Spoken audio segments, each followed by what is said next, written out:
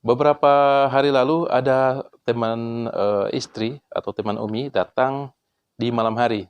Datang bertamu ternyata datang kemudian minta garam gitu.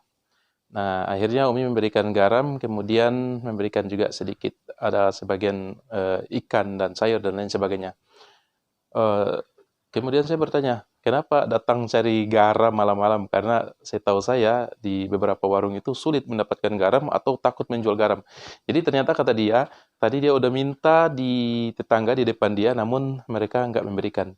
Kemudian sesudah itu dia datang ke kampung yang ada di sebelah, dia udah datang di dua warung beli, kemudian mereka nggak satu pun memberikan. Ini kisah sekitar 3 malam lalu. Nah, yang kedua, saya sedikit mengisahkan tentang kisah saya pribadi yang sebelumnya saya sudah tahu bahwa beberapa warung nggak mau jualan atau berjualan garam di malam hari. Saya pernah uji, memang kebutuhan di salah satu kampung di Kota Mobagu, sesudah maghrib, istri mengirimkan pesan untuk tolong diberikan vaksin, garam, dan ini. Nah, saya tahu bahwa ini akan sedikit sulit ketika kita beli garam di malam hari. Akhirnya ketika saya pulang ke rumah, saya coba di salah satu warung yang besar.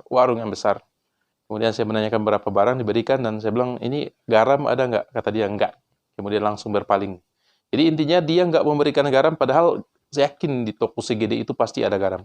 Ya udah, saya pikir haknya dia untuk tidak memberikan, namun banyak orang saya nggak sanggup untuk memberikan ceramah. Akhirnya saya keluar, saya bayar yang ada, datang ke warung yang kedua. Ke warung yang kedua, saya lihat ada 4 orang yang sedang duduk di depan warung dan saya udah merasa bahwa akan sulit untuk mendapat garam. Akhirnya saya memberikan salam, Assalamualaikum warahmatullahi wabarakatuh. Waalaikumsalam, Pak, mohon maaf, mau ada garam? Mereka berkata, ada yang tertawa dan ada yang tersenyum dan mereka bilang, aduh, kenapa beli garam malam-malam? Nggak akan dapat itu, nggak boleh beli garam malam-malam. Nah, saya sedikit merasa agak kecewa dengan keyakinan pada orang-orang tua yang ada dan saya mengatakan seperti ini. Ya udah, saya tahu bahwa ada garam, tapi dan hak kalian untuk tidak memberikan. Tapi saya sedikit meluruskan pemahaman ini. Dan saya waktu itu sedang berada di sepeda motor karena kebetulan warung agak dekat sekali dengan jalan. Saya bilang, Pak, maaf Pak, saya sedikit meluruskan bahwasannya memang banyak orang takut berjualan garam di malam hari atau memberikan pembeli garam di malam hari. Tapi saya sedikit meluruskan Pak bahwasanya keyakinan itu tidak benar. Mungkin mendatangkan kesialan atau apa, itu keyakinan itu tidak benar. Maka saya sedikit menjelaskan dan saya merasa puas karena saya sampaikan apa yang semestinya kita harus yakini ketika kita beragama atau berbisnis sekalipun. Kemudian ya udah, warung yang kedua selesai, warung yang ketiga. Saya datang di warung yang ketiga dan saya menguji dan sekaligus saya butuh garam memang karena istri memesan garam untuk memasak sesuatu di malam hari. Akhirnya saya memberi salam, Assalamualaikum, warung yang agak di sebelah kanan, yang tadinya warung di kiri. Tidak jauh dari warung yang kedua.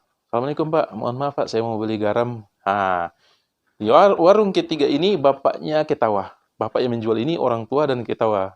Kata dia sambil ketawa, dia bertanya, kenapa nak mau beli garam malam-malam? Saya bilang, semestinya sih saya beli siang, tapi kebutuhan dan saya mendapat pesan untuk beli garam. Dia bilang, Bapak ini berkata, kalau cari garam di warung-warung manapun mereka nggak kasih. Tapi kalau datang beli garam di warung saya kasih. Alhamdulillah. Maka saya merasa senang dan dia memberikan garam dan ternyata dia juga tahu tentang mitos bahwasanya jualan atau berjual garam di malam hari tidak baik. Itu kisah yang pertama dan kedua. Nah, apa-apa yang tidak bisa dijual di malam hari menurut keyakinan banyak warung. Banyak warung yang takut menjual selain garam.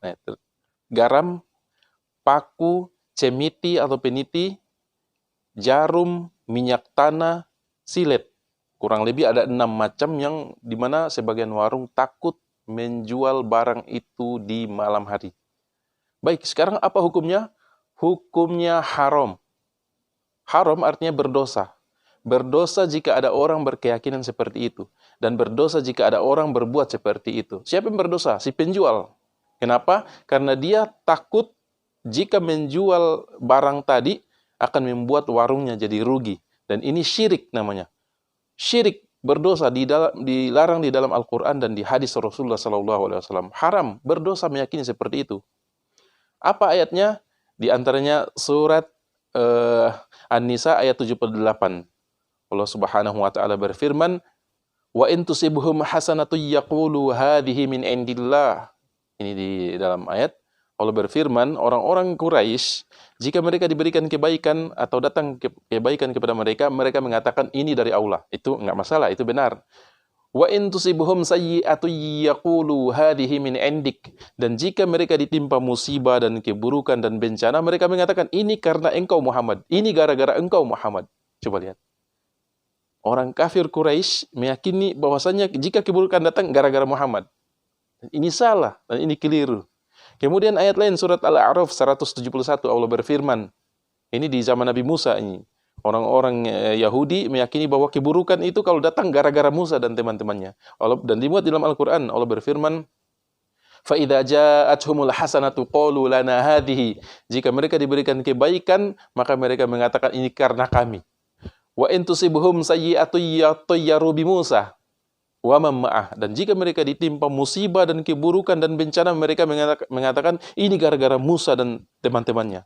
Ala innama ta'iruhum indallah walakinna aktsarahum la ya'lamun. Ketahuilah bahwasanya nasib sial atau keburukan itu ketetapan dari Allah, bukan karena Musa, bukan karena siapapun, tapi ketetapan Allah. Tapi kebanyakan mereka tidak mengetahuinya. Coba lihat ayat. Kemudian ada hadis lagi yang mengatakan melarang tentang pamali. Itu namanya pamali atau khurafat atau tahayul.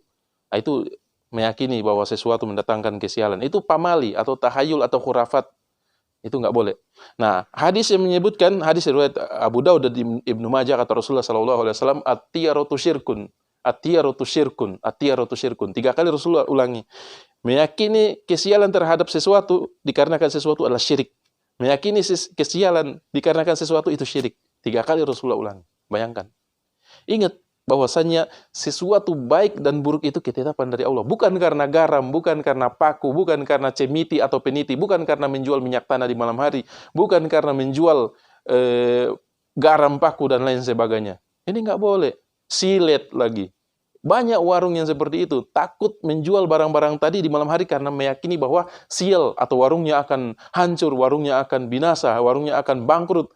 Ini haram berdosa dan tidak boleh diyakini seperti ini. Mempercaya dan meyakini aja berdosa, apalagi melakukannya. Apakah hukumnya syirik besar atau syirik kecil? Bisa saja syirik besar, bisa saja syirik kecil. Kapan syirik kecil? Syirik kecil kalau dia meyakini bahwasanya semuanya keuntungan, kerugian, dan kebaikan itu dari Allah, tapi ini barang-barang yang 6 tadi menjadi perantara atau menjadi penyebab bangkrut atau rugi. Maka itu syirik kecil, namun syirik kecil itu besar. Syirik kecil itu dosanya sangat besar. Sama seperti dosa-dosa besar atau melebihi dosa-dosa besar. Namanya syirik kecil tapi dia dosa besar. Kemudian kedua, syirik besar jika dia meyakini bahwasanya penyebab kerugian itu datang dari benda-benda tadi. Benda-benda yang dia jual tadi di malam hari itulah yang menyebabkan dia rugi atau menyebabkan dia bangkrut, maka ini syirik besar. Dan syirik besar waliyadzubillah jadi kufur, seolah orang murtad dari agama, waliyadzubillah. Maka hendaknya kita bertawakal kepada Allah. Kebaikan dan keburukan datang dari Allah, bukan dari garam, bukan dari apapun. Allah berfirman, dan ini solusinya. Wa man yatawakkal 'ala Allahi fa huwa hasbuh.